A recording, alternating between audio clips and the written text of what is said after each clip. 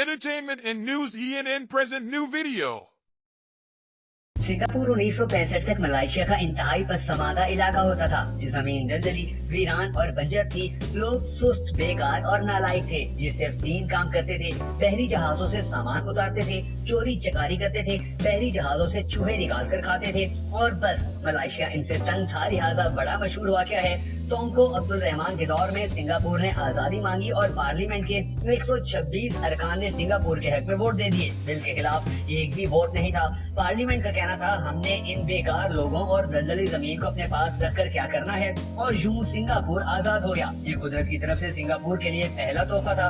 दूसरा तोहफा अल्लाह ताला ने इसे ली को आन शू की शक्ल में दिया। ली को आन सिंगापुर के वजीर आजम बने और इस शख्स ने इन दलदली जमीनों का मुकद्दर बदल कर रख दिया। 20 साल बाद 42 बाई 23 किलोमीटर की ये स्टेट दुनिया की कामयाब और तेजी से तरक्की करती रियासत बन चुकी थी। इसमें अमन भी था, खुशहाली भी, रोजगार भी, सरमाया भी और मुस्तकबिल भी। सिंगापुर दुनिया का पहला मुल्क था जिसने अक़वाम आलम को बताया, मुल्कों के लिए वसाइल नहीं, कुव्वते इरादी जरूरी होती है। मुल्कों को आबादी, हुनरमंदी, रकबा और तेल भी दरकार नहीं होता, इनमें बस आगे बढ़ने का इरादा होना चाहिए। ली को आन शू एक पूरी यूनिवर्सिटी थे।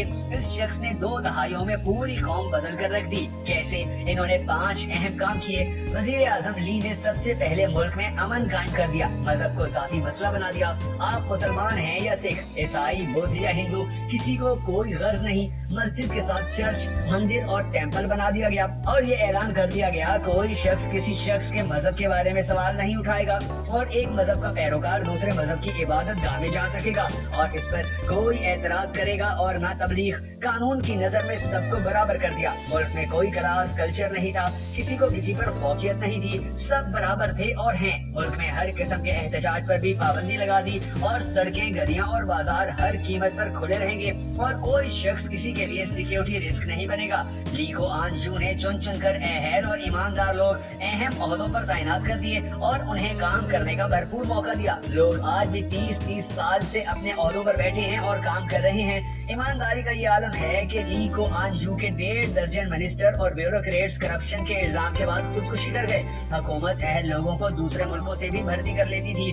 मुझे साबिक सदर ममनून हुसैन ने एक बार बताया, मैं 1999 में गवर्नर सिंध था। ली को आन शू दौरे पर आए, मैंने उन्हें खाने पर बुलाया। दावत के दौरान मैंने उनसे कहा, हम कराची पोर्ट को भी सिंगापुर की तरह डेवलप करना चाहते हैं, आप हमें कोई टिप दें। मेरी बात सुनकर ली को आन शू देर तक हंसते रहे और फिर बोले, आप कैप्टन सईद से राब्ता करें, ये पाकिस्तानी भी हैं और कराची के शहरी भी हैं। हमने उनकी मदद से सिंगापुर पोर्ट डेवलप की थी। ममनून हुसैन ये सुनकर शर्मिंदा हो गए और ये देर तक ली को आन शू की तरफ देखते रहे। ली को आन शू ने अपना मुल्क पूरी दुनिया के बिजनेसमैनों के लिए खोल दिया।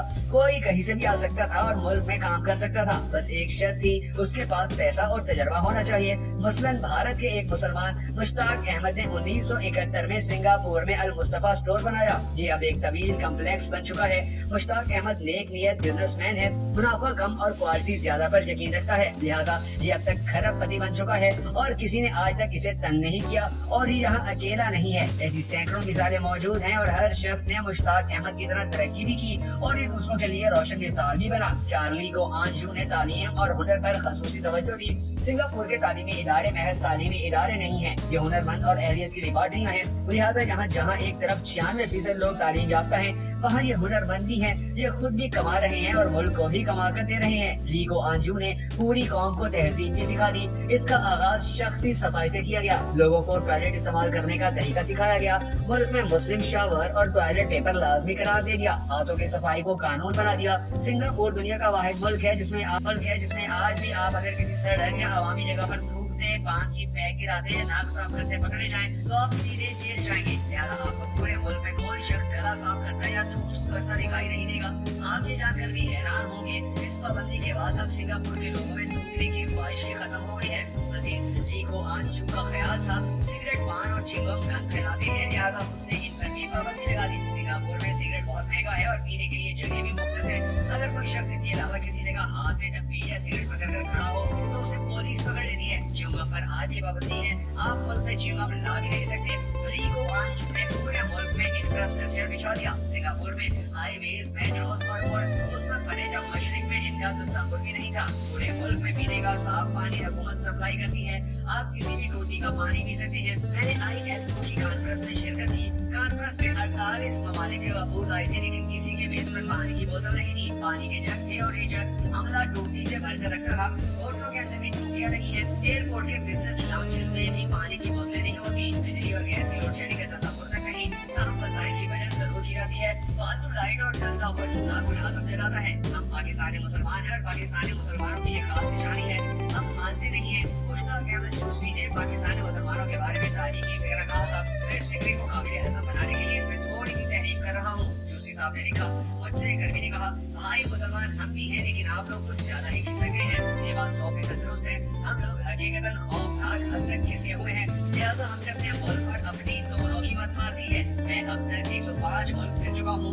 आप यकीन करें, मुझे किसी मुल्क में पाकिस्तान जितना पागलपन दिखाई नहीं दिया। मुझे कोई कौम अपने आप को इस तरह फांसी देती और अपनी ही लाश को सड़कों पर घसीटती नजर नहीं आई। आप यकीन करें, हम तबाही और खुदकुशी की खौफनाक मिसाल हैं। हम एटमी ताकत भी हैं और भिखारी भी हैं। दुनिया की सबसे बड़ी फौज के मालिक भी हैं और हमसे मुल्क भी नहीं चल रहा। और हम मुसलमान भी हैं और जाली आवे ज़मज़म भी बेच रहे हैं। जनाजा, मैं खुलकर अर्ज कर रहा हूँ, हमने अगर अब ब्रेक ना लगाई तो हम साल भी नहीं निकाल सकेंगे। हम मिनल हैसन कौम मुनाफिक है। हम मजहबी तौर पर भी मुनाफिक हैं। हम अल्लाह और रसूल का नाम लेकर दूसरों को कत्ल तक कर देंगे, लेकिन रसूल और अल्लाह का कोई हुक्म नहीं मानेंगे। लिहाजा मेरा पहला मशवरा है, प्लीज मजहब को जाती मसला बना दे। दूसरों के फायदे पर एतराज और मजहबी त्योहारों के दौरान सड़कें बंद करने पर पाबंदी लगा दे और लाउड स्पीकर बैन कर दे। पूरे मुल्क में मिस्र, तिब्बत, मोरक्को और उज़्बेकिस्तान की तरह एक वक्त में अजान और नमाज हो, कुरान मजीद तर्जुमे के साथ शाया हो। खुतबा हुकूमत जारी करे, मसाजिद कोई भी बनाए, लेकिन ये चले हुकूमत की निगरानी में और अकायद के बजाय तमाम को मस्जिद में मजहब के सकाफती और अखलाकी पहलू सिखाए जाए। दूसरा मशवरा, मुल्क को हर किस्म की तजारत, सनतकारी और सरमायाकारी के लिए खोल दे।